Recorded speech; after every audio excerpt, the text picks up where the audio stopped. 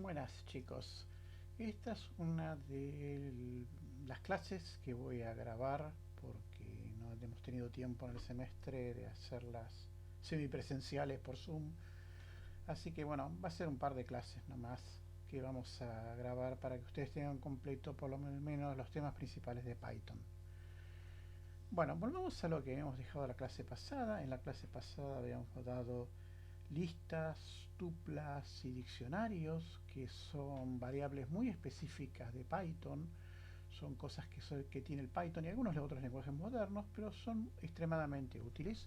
Ahora vamos a ver las estructuras de control.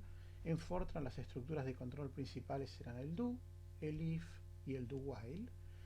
En Python prácticamente no cambian, son las equivalentes con un nombre modificado, salvo que pueden utilizar cosas de las que vimos antes. Por ejemplo, vamos a pasar a ver una terminal. Entonces salgo yo y entro a la terminal y acá podemos ver un notebook de Python que está corriendo. Básicamente es el notebook que ustedes tienen subido a la página web. Y vamos a la parte de estructuras de control.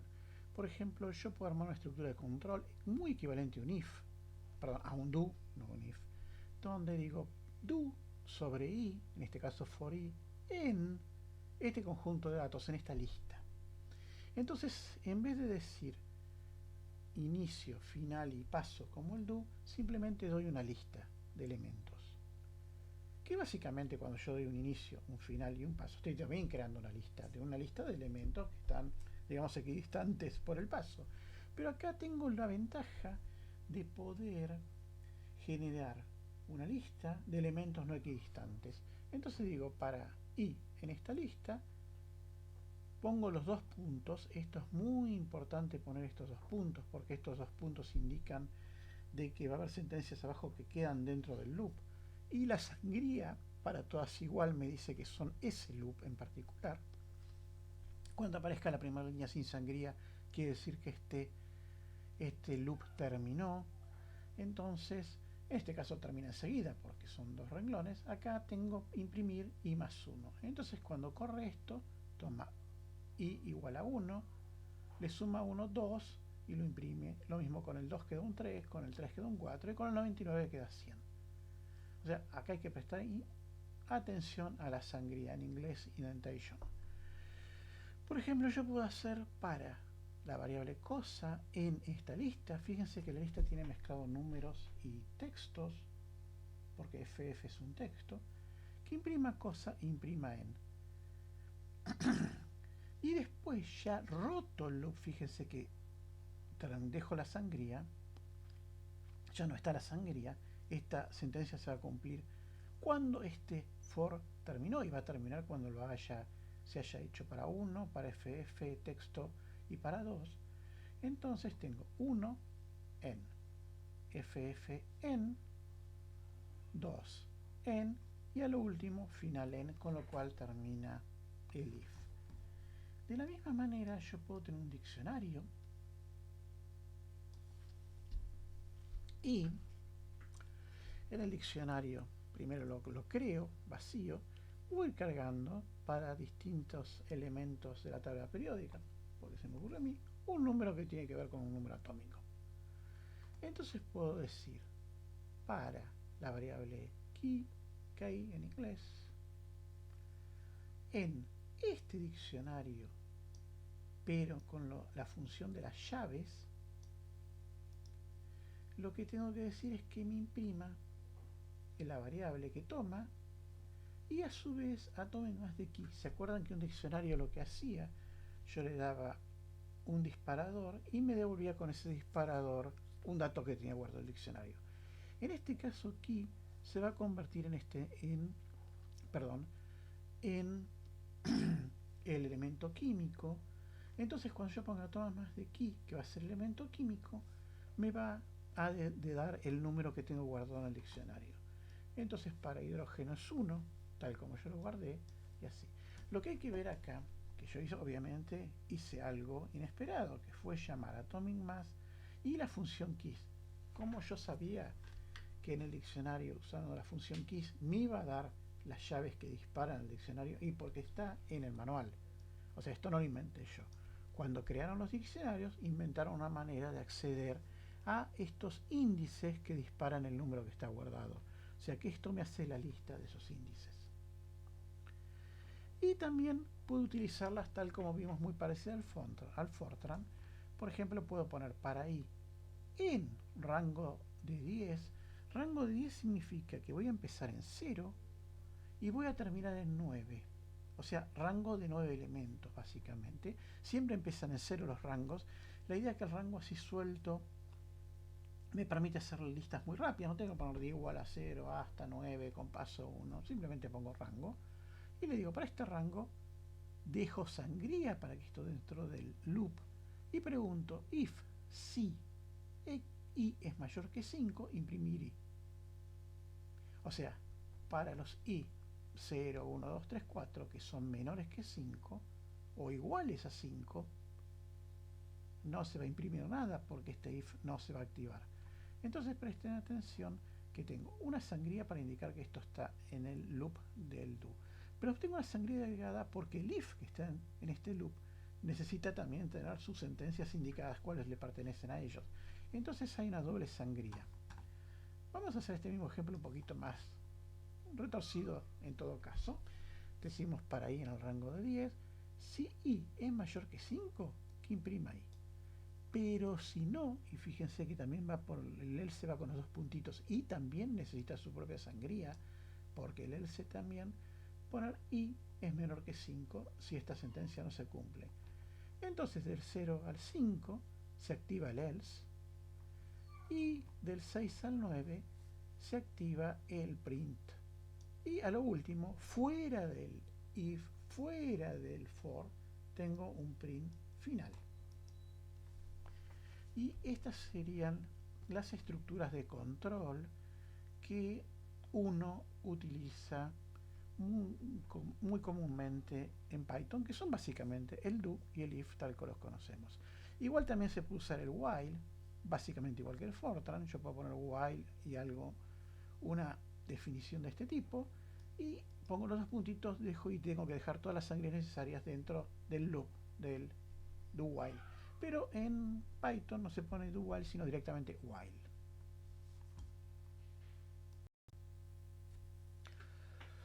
Una de las variables muy poco usadas de Python, pero también existen como variable especial, son una forma de listas, pero donde los elementos no están numerados, o sea, simplemente son el conjunto de elementos sin orden. O sea, obviamente tienen un orden, pero el orden no es de interés de la persona que hace el programa.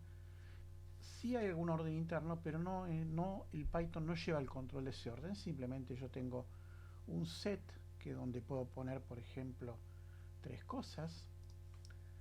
En este caso están en inglés una manzana, banana y una cereza.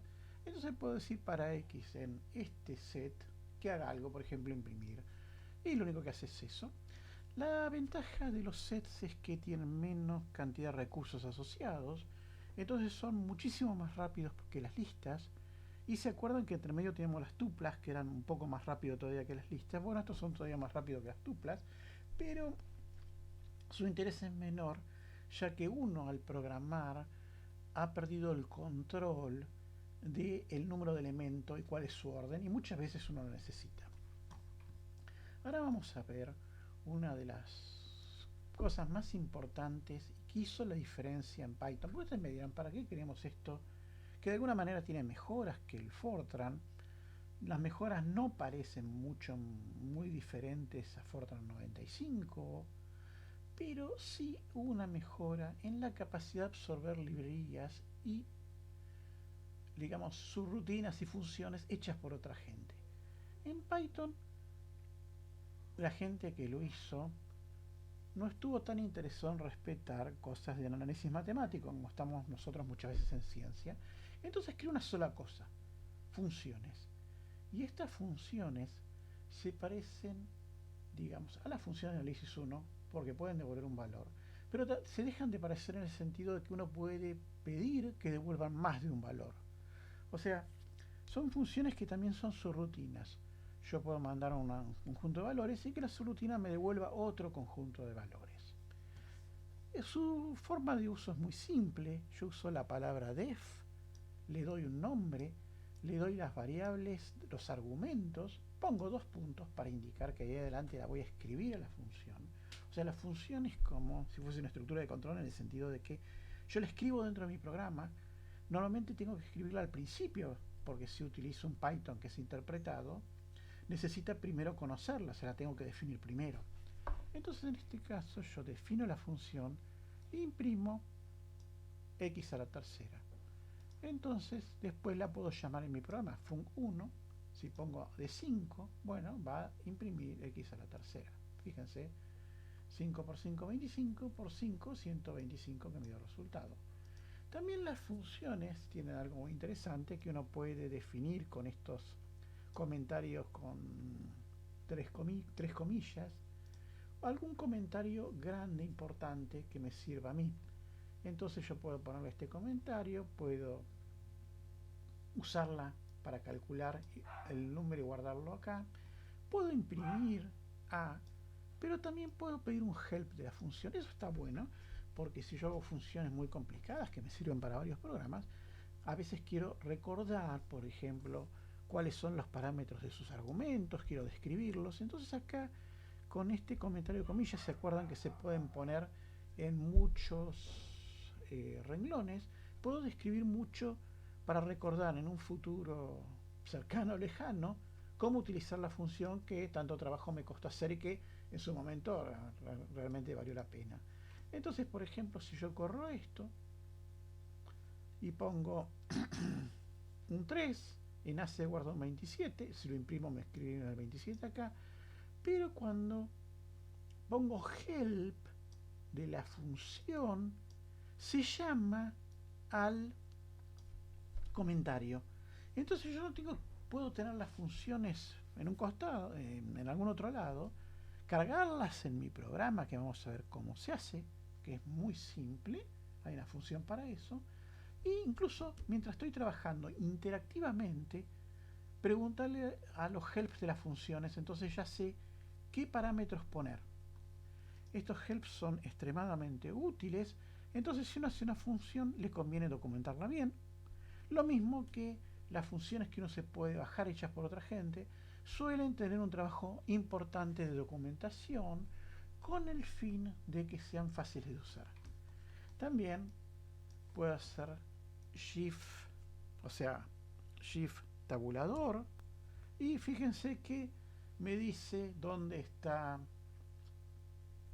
cómo funciona la función, me lee el logstream, o sea, el help que yo puse, me dice incluso en qué directorio la tengo, por ejemplo, que es un tipo función, que la tengo en este directorio, me cuenta cosas, lo cual está muy bueno, y apretando con el mouse el cursor de nuevo desaparece el help, pero está bueno porque puedo pedirlo la cantidad de veces que yo quiera.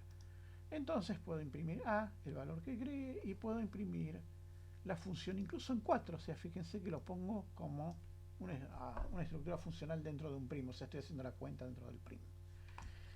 Python a su vez permite hacer algo muy interesante, que es poner los argumentos en orden, o bien decirle que A es 0 y B es 1.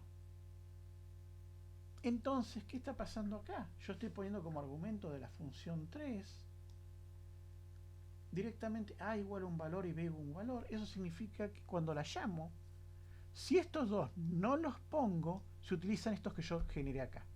Ahora, si yo pongo 5 elementos a llamar la función, estos no cuentan, se cargan los míos, los que puse en la llamada. Pero eso está bueno porque si en algún caso yo tengo cosas que siempre son constantes, las puedo poner así, y el día que necesite utilizar esa función pero con otros valores, simplemente lo sobrescribo y listo. En este caso defino la función acá, y después acá la uso, pero fíjense, de 3 valores. Sin embargo, la función tenía 5. Bueno, eso significa que estos se van a cargar con A con un 0 y B con un 1 porque acá no los puse. Entonces, si la corro, me calcula este número con los 5 valores, pero los 3 son estos iniciales. Ahora, en cambio, bien, si yo la llamo con los 5 valores, En este caso voy a usar el A igual a 10 y B igual a 100 que tengo acá. Y a su vez existe una función que se llama lambda, que me permite generar funciones en un renglón sin tener que poner el def, incluso al mismo tiempo ahora activamente que la estoy usando, sin tener que poner el def, que son básicamente equivalentes a las funciones que habíamos visto de sentencia en Fortran. Simplemente yo pongo que es una función lambda, pongo las tres variables de referencia igual que antes. Estas no son las variables del programa, sino las que voy a usar para construir la fórmula de la función en un renglón. Entonces, si después pongo j igual a lambda, definí j y después puedo llamar a j de 1, 2, 3 con la función lambda. A su vez, las funciones son recursivas. ¿Se acuerdan que en Fortran vimos que había subrutinas recursivas? O sea, subrutinas que se pueden llamar a sí mismas. Y se los dejo para pensar a ustedes, pero básicamente yo acá estoy haciendo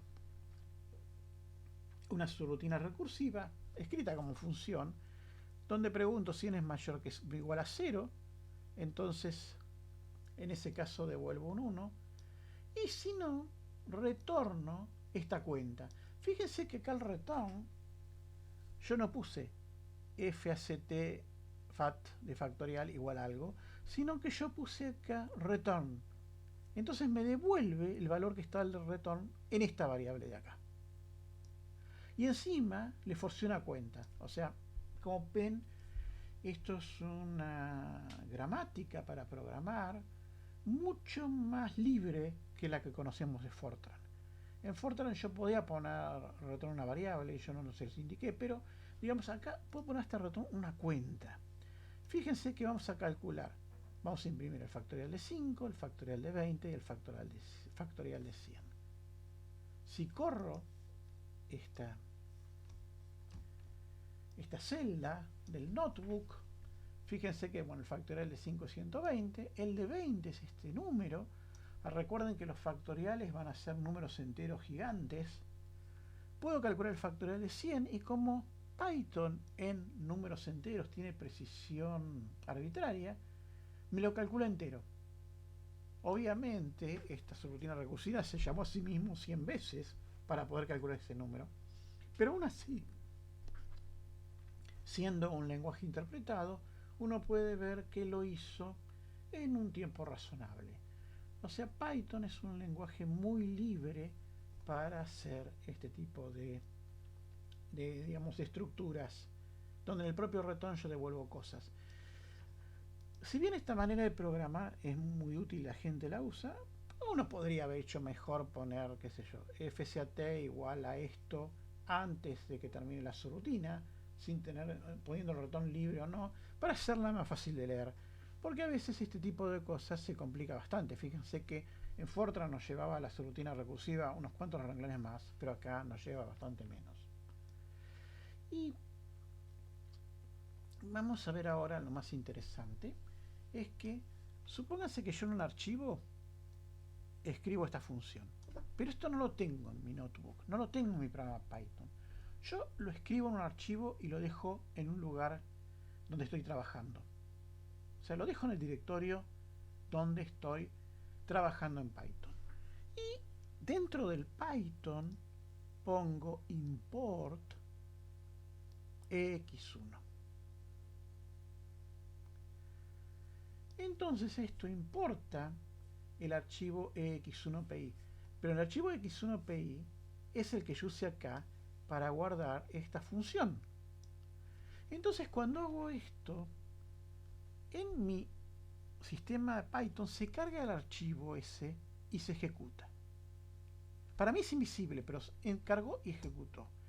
Eso significa que yo voy a tener dentro de mi Python ahora una función que se llama ex1 punto la función f1.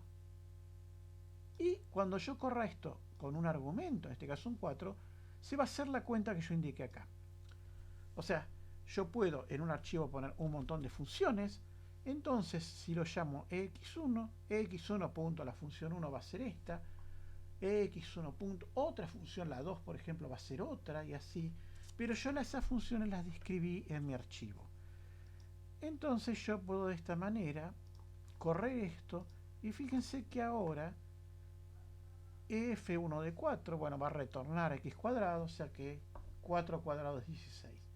Yo podría haber hecho otra manera de fx1 de esta, importar solamente el f1, con lo cual ya no me salvo de tener que escribir que es dentro de este archivo la que estoy usando es la f1, con lo cual me carga solo el f1.